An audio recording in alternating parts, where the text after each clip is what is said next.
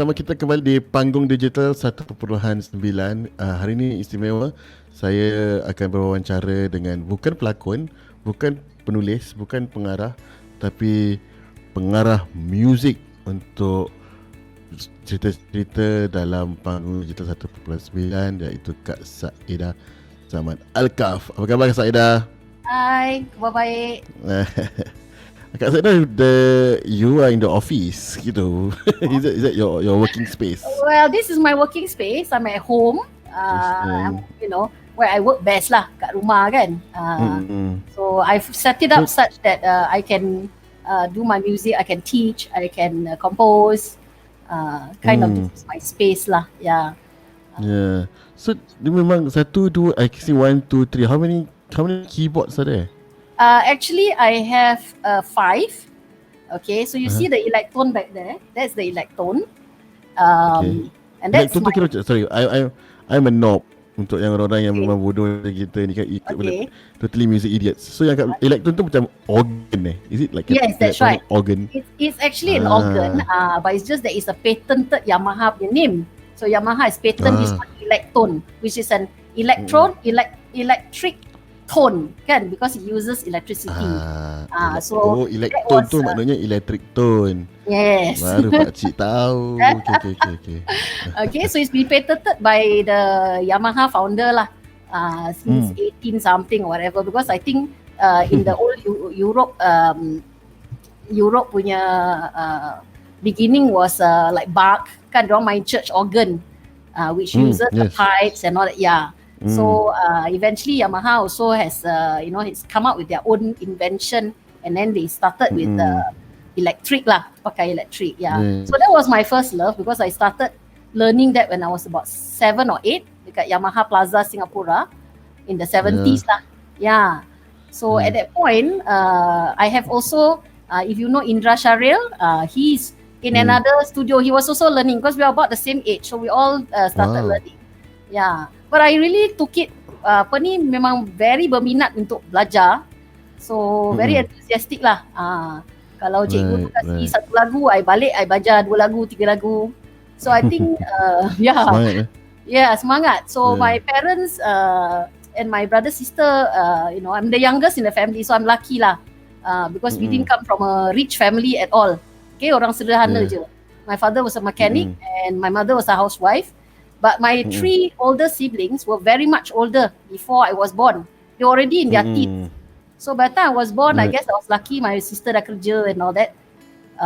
So they see that I betul-betul minat. So the investment lah. So my father bought me the very first organ. In the 70s, I think the organ was about 3,000. I think, already was very expensive. Itu pun bukan top model tau. That one macam middle range. But I really, really liked it. So to me, I think macam semua terjadi, So I started practicing a lot more. And then when I was in my secondary school lah, the teacher said, why don't you do some performance? Mula-mula tak ada lah, only belajar in a group. Even I studied in a group because it's cheaper to pay group fees kan, rather than one-to-one. So when I was in secondary school, the teacher herself told my mother, said, why don't you let her go one-to-one? So they said, Yamaha will offer a performing scholarship. So I did lah. Really? Yeah. So I got paid. Yamaha paid for my fees. Tapi I perform dekat shopping malls when Yamaha macam ada new models. Those years Yamaha ada new model, and then macam opening. So that's your payback lah. In a sense, But I enjoyed lah. Before that I think when I was small I pun enjoy. I used to have the melodian bila kita kecil-kecil, we had that, that melodika ke apa yang kita main bertiup tu kan. Yes, I remember. So in kindergarten I had that, and then I remember in my kindergarten graduation, I think I performed one macam solo. I was never shy lah to perform.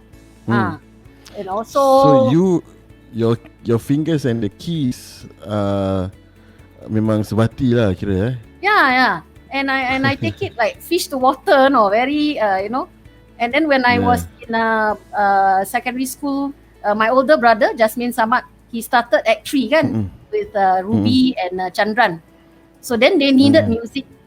So by then in secondary school I was a bit better lah, dah ambil banyak grade. So then they say, why don't you try to compose some music? To another avenue lagi. So from performing normal songs at shopping malls and all that, jadi become composing. But it was hard lah. Pasal when you do composing with your own brother, and my brother very strict tau. Dia kalau lagu dia tak sedap, dia kata, oh this tune ni tak sedap, change something else. You know, and then we all bergaduh. Because I would say, you so smart, you go and do it lah. You know, you think so easy, you know. But it gave me a lot of differences. Yeah. And then after he said, oh, these lyrics must fit this melody. But it got me my interest peak lah.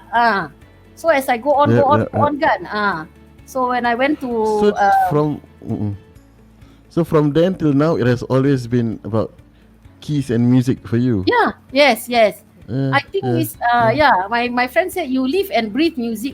Yes, I said I do. Day in, day out it is my passion. I like it so much. I don't think much about other things. You know, even if I watch a movie, sometimes macam curse tau. You watch a movie and you say, this music nice. I think I must go home and try it. You know, what chord is it playing? What key? You know, so that's a job hazard, isn't it?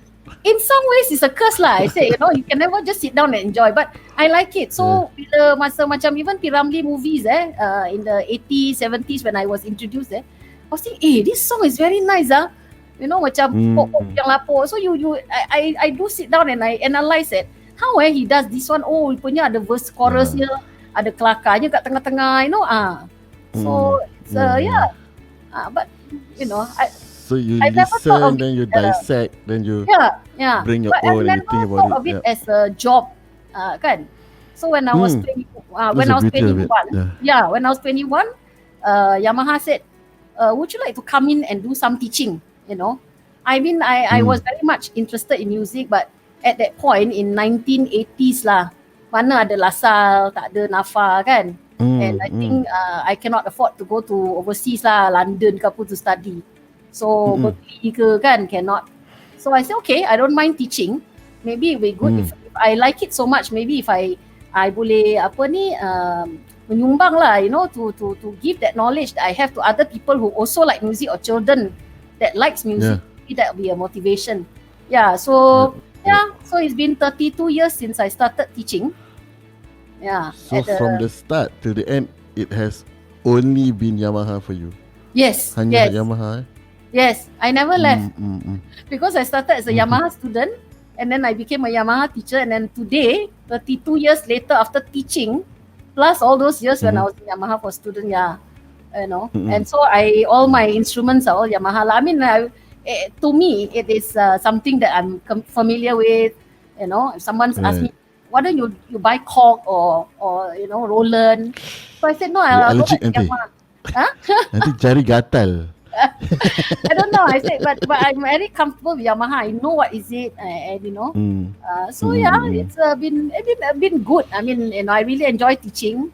You know, this past COVID 3 months ni, we have not been seeing any student. I'm seeing them online. So you still conduct lessons online lah? Yes, that's right. So macam gini lah. So how's that? Because they play, you listen, you just hear, but it's online, so tak ada lagging ke apa ke? Yes. So I mean the Yamaha Foundation, all that has worked out how globally Yamaha lessons are online. So how you gonna do it? So we either use Zoom ke or use Google Meet, but whatever is, we cannot play in sync lah, tak boleh main serentak lah. Even macam I play, you sing pun tak boleh. Mesti ada some lag kan? So the challenge is I will play and then the student will look. Okay, so if my setup is like that, they can see my hands, and then their setup also such that I will be able to see their hands. And then once I play, then their turn. So turn by turn. But at the end of the lesson, we have to put out a video lah. So I will give a video of, today this is what we learned. This is how we play it. Right hand, left hand, to follow up. Wow. So it's a little bit of big process for a short lesson. So how young are your? How is the age range? Umur? My youngest student is 4 years old. They can start at Yamaha School at 4, in a group environment. And then my oldest student, I have an 88-year-old man. Wow. Yeah. 88-year-old, my life long learning. From zero tau. He bought a keyboard at first, and then he was playing around.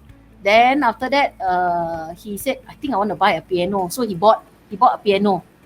And then when I taught him, I mean, it's slow. Again, when you teach an older person, you can understand the learning process is slow, the absorbing is slow, but he's not in a pressure to take exams or becoming a virtuoso. Especially learning at leisure lah.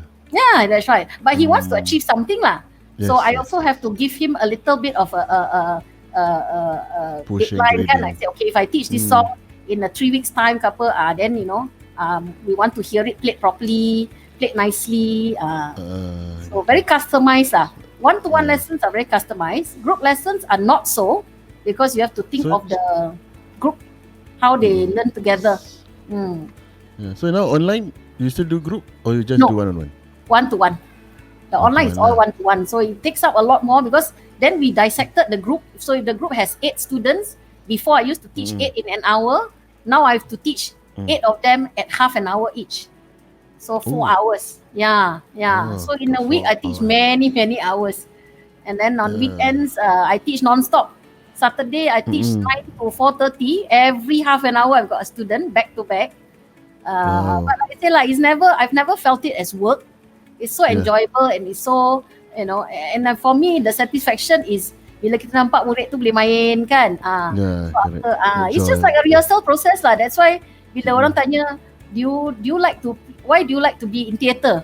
I said because the rehearsal process is very interesting. When I start off the rehearsal with the director, all the actors, everybody start at point zero kan. And then by the time you go 2 weeks, 3 weeks, 4 weeks, and then finally the show, you can see how everybody has grown, and everybody has put up together. And that is the satisfaction I get, The beauty of theatre. Really, yeah. And nothing like live last one. So in your 32 years of teaching music, playing music, pernah terfikir tak ever would it be good if I could stay at home and teach people? Like what is happening right now? Is it good for you or is it not? In some ways, yes, but in some ways, like I say, this online is not the same.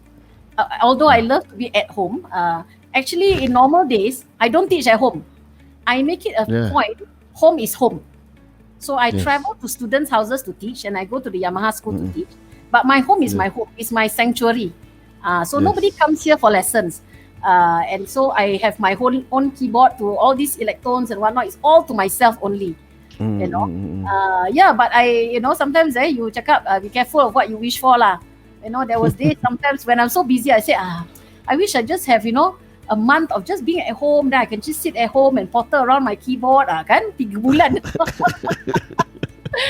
But then, it's good and bad, because when you have this teaching, but the thing is, teaching is also discipline, right? If you tell the student, every Tuesday, or they pick the lesson, right? Every Tuesday is 2 to 2:30, for example. Then you have to stick by that. You cannot be this week Tuesday 2 to 2:30, and then you say, next week can you make it on Wednesday? So then you don't have that discipline, So it's a commitment lah. Once you tell the student, okay, your lesson is 3 o'clock every Wednesday, then it's 3 o'clock every Wednesday, and I keep to that lah. Unless I'm sick or the student is sick, Whereas doing composition kan, it's a little bit more leeway. I mean, bit more flexible in timing. As long as I know when is the deadline or roughly, then I can work backwards towards it. Sometimes talking about composition, and we all know Kak SAEDAH do a lot of theatre work, music for theatre works especially. What was the last one that you did? Sorry, theatre. The last one I did would be last August with Chandran under the VSA, Goldilocks and the Tea Bags. Working with the special needs. Very special arts. Yes, that's right. So that's another challenge, You've been doing that for years. That's right. VSA. Yes, that's right. But I got roped in about 3-4 years ago, and even I started with them doing one concert where they wanted a theme song. So I wrote the theme song for their concert, and then I had this privilege of going to every special needs school in Singapore to teach these children how to sing my song. So that was really an eye-opening for me, because some students in a special needs school is more able, some is less, kan? Their capability, their spectrum is very, very different. Yeah. But again, so the joy, correct. So the joy that you bring to them is essential, isn't it? Exactly. Yes, music is essential. The arts is essential. Otherwise, why we have things like literature and things like that, right? Yeah. So I always tell that's an argument for another day. Yeah. So even parents realize that why sometimes they force their children to learn music. It's not because they want the children to be music teachers or musicians or what. It's just to inculcate these arts in them, to be able to appreciate arts. Yeah. So as a teacher, my satisfaction if I have students. I mean, I've taught for 32 years. So if the kid had started with me when she was 10 or 20, or 10 or 12, today they would have been in their 30s, right? A bit, or late 20s. And they say, oh, Miss Saedah, I saw Phantom of the Opera and I remember you teaching us that song, or, we went through that. And I think, hey, that I've done my part as a teacher. Then they would have, been, very, very still in touch with music in that sense. Yes. But theater is really, really enjoyable for me. Really, yeah. Mm-mm. So, I mean, when you compose for theater, what's the challenges that you face usually? Okay. When the whole process. Yes. If it's just music, okay, then I won't say the challenge is not there. It is there. Then I have to see the duration of the, so it's important that I attend rehearsal so I know the movement, whether the actors are special needs or the actors are normal actors. I still have to see the duration of each scene. What do I have to bring into the scene after the scene is done or before the scene to set the mood kan? But if it's a musical, it's even more challenging because sometimes you have actors who can't sing. Baru nak tanya. But how do you handle actors who want to do musical but they can't sing? There are many ways of doing it. I mean, if I'm given the authority to be the composer, for example, then I can always work with the director and say, okay, if this actor can't sing, why not we do a rap? Why not we make him speak? Like for example, can you tengok, My Fair Lady, Rex Harrison cannot sing. Yes. Obviously Audrey Hepburn can exactly sing. That's exactly what happened to me in Army Days too. Because I can't sing, so they make me speak my lines. Yeah, you can speak your lines. Yeah, you can do your beats. I can sing in choral, but I can't sing on my own. Yeah. So when you sing on your own, like, oh, I sound so bad. So then the music director then like, shall we change? They're like, okay, I'm not hurt at all because I know I can't sing. I should have taken vocal lessons if I went for that one. We have to be very polite and diplomatic kan, because the person can act so well and then when they buka mulut, alamak. Takkan mulut suruh nyanyi je, bunyi katak. So we have to be very, very diplomatic and also you work around it for the betterment of the production lah kan. Everybody wants to see a production succeed. So so now you're involved in another form of panggung digital. Have you ever done such a thing? Have you ever terfikir tak pernah terlibat dalam satu production yang macam gini? Not really, but I've done two movies, small short movie. There's this guy called Zul Saleh. You know Zul?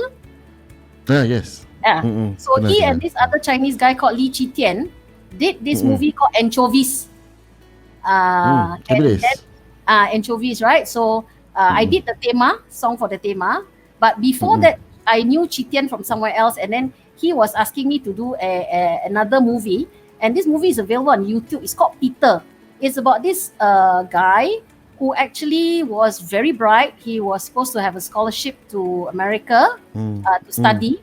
And then fateful, I mean, this is considered memang dah nasib lah, dah ditulisan he dive into a swimming pool and the head hit the bottom of the swimming pool and his neck cracked and his spine cracked and he became invalid, but dia punya otak still bergeliga.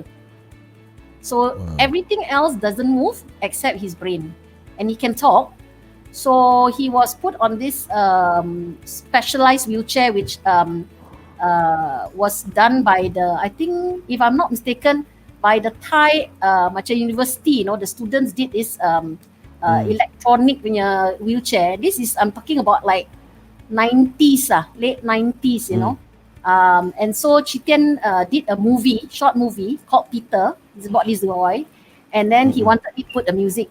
So he gave me a completely just silent with just the dialogue, and he says you just listen and watch and see where you're gonna put.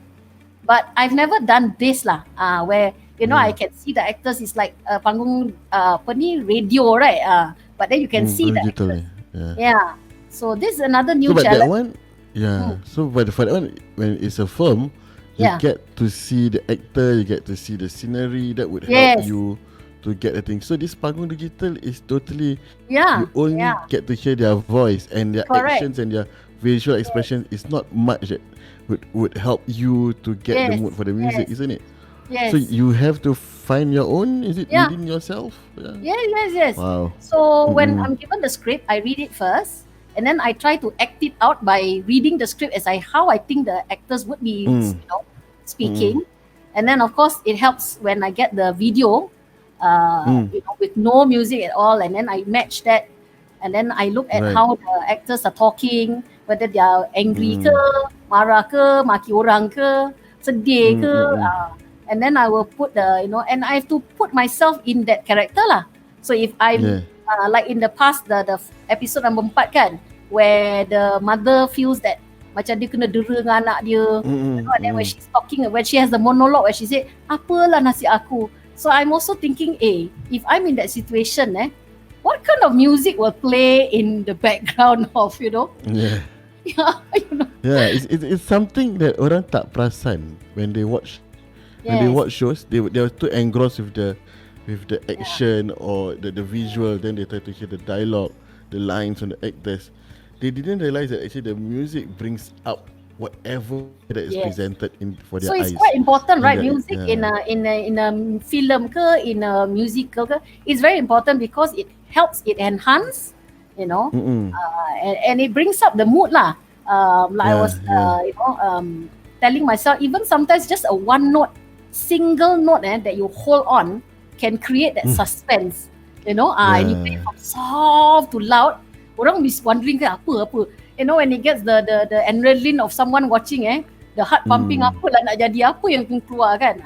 It's very challenging, and I always am very thankful that I always meet people who always challenge me to do different things for music, right?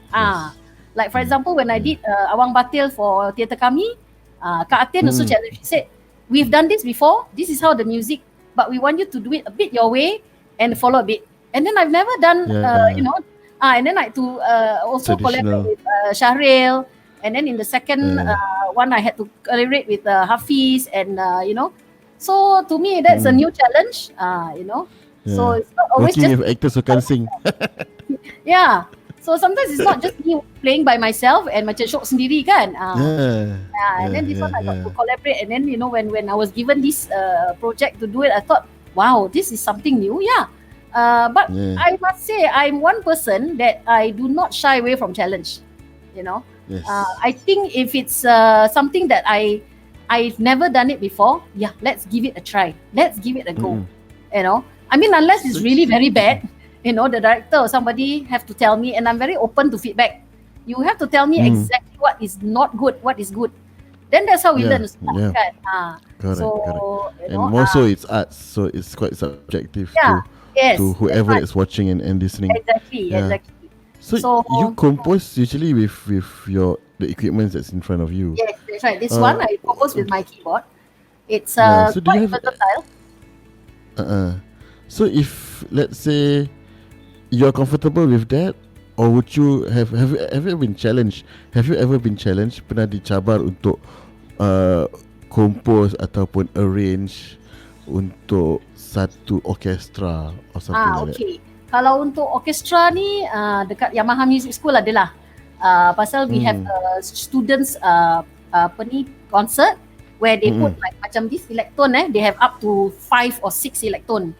Then they have clavinova 5-6. So they put together, and then they said, can you please arrange such that the students can play? Okay. But last year in April, I went to Jakarta and I met this guy called Andreas Ariwanto and this other guy called Wilbert Deal. They are actually small time producers in Jakarta. They also do their own music and all that, but they wanted to do arrangement for small orchestra, string quartet, and then accordion and a flautist and a singer, and based on these two young girls who composed the song. So I was invited to go, and it was for an event called Perempuan Punya Suara. So it was actually like a women's week thing. And it was only 3 days. So the first day when I touched down, immediately I met them. They have no score. They say, okay, this is how the singer sings it, and the singer doesn't read notes, so she just sings it, her tune. And then he said, okay, so just arrange it for this small little orchestra. So the next day, and that night itself, I listened. The next day we met together again with the musicians, and then I had my laptop, so we do it on the Sibelius. So as I write the parts, section A, section B, we're just giving it to the musicians, and they're trying it on the spot. And then by the third day, it was a concert. It was seriously? Yeah. Terjun botol. Yeah, correct. And we had to do 4 songs lah. There was me and this other Chinese Indonesian boy. He's enthusiast. So he got roped in as well. But to me, it was really, really eye-opening because the musicians were spot on. They could just play it, and then we rehearsed. The third day morning, we rehearsed. Malam terus kita perform. But of course, I didn't perform lah. It was somebody performing my. So you wrote for them lah. Yes. What would be your dream now? What you have done so many things as a musician, as a pianist, as a composer. So what is Kak Saedah's impian untuk sebagai seorang musician untuk panggung? I would untuk love teater ataupun for me, still I think goes into theater. So I would love to be doing something like Andrew Lloyd Webber, a huge production of either Phantom or Cats, or even Cameron Mackintosh lah doing Les Miserables. I've seen Piramli the musical. I've seen Puteri Gunung Ledang. I think it's wonderful. I think we can reach there. In Singapore, we've done quite a few others, small little ones, right? Yeah, but for me, I think to be a music director of that kind of a huge thing, I used to think, to be a composer for a film would be good, like a Hollywood film. Somebody says, we're doing, a remake of something. But I think a musical, it always has to be a musical, Yeah. Right. So all musical, musical producers, ada penerbit teater musical di Singapura. Kalau anda memerlukan seorang komposer, silalah hubungi Kak SAEDAH SAMAT-ALKAFF. Okay, she is on, she's on on Facebook and everything else. You can look up for her. Yes. So I hope the opportunity comes. Yes, insyaAllah.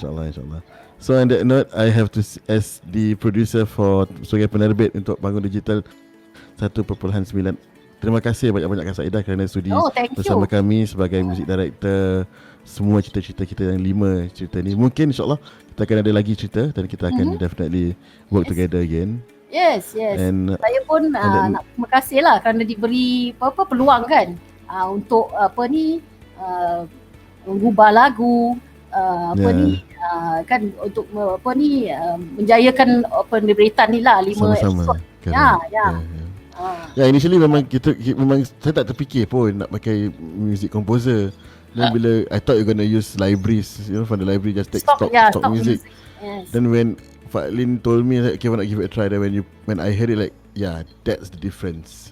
That's difference of someone who's totally in touch and know exactly what is required emotionally for the Yeah. piece, and then I'm so thankful to have you on board. So Yes. terima kasih banyak. I don't know, maybe it's also age. Maybe I've watched many movies, many Piramli movies, many English movies kan. Experience lah, tu pengalaman. Yeah. Correct. Yes. I mean, I'm Okay. sure a Kalau young kita nak- person would be able to do just as good, you know. But well, you know, kau tak ada yang lama, tak ada yang baru lah. So, you know. Yes, correct. So, Terima kasih I'm banyak Kak also Saedah. welcome. Yeah. So kita jumpa lagi. Then for everyone's watching, do subscribe to our Facebook, do subscribe to our YouTube channel, Panggung Digital.